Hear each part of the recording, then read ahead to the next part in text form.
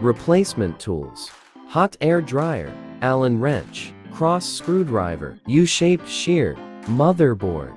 Operation process: first, shut down the machine and unplug the power cord. Step 1. Use a hot air dryer to heat the acrylic panel. Note: if you don't have a hot air dryer, a hairdryer can be used as a substitute. Step 2. Insert a U-shaped shear along the lower right corner edge of the acrylic panel, then slowly pry up the panel and remove it. Step 3. Use an Allen wrench to remove the 6 screws securing the metal panel, and gently remove and lay the metal panel flat. Note: be careful when removing the metal panel not to pull off the connection wires on the back. Step 4.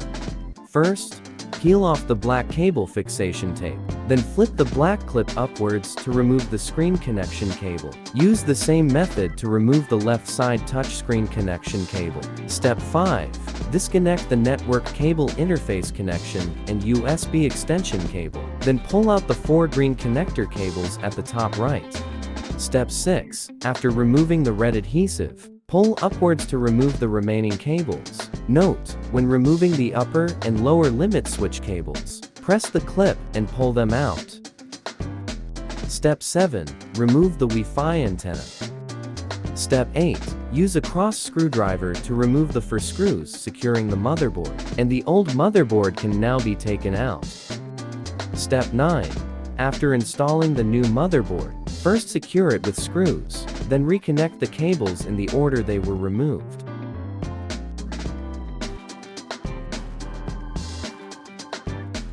Step 10. After securing the metal panel, first tighten 1 screw in the middle position. Note: be careful not to press down on the cables when installing the metal panel. Step 11. Connect the power supply and power on the machine for testing. Step 12. Click on Tools Platform Setting Reset Lift to test if the motor functions and limit switches are working properly.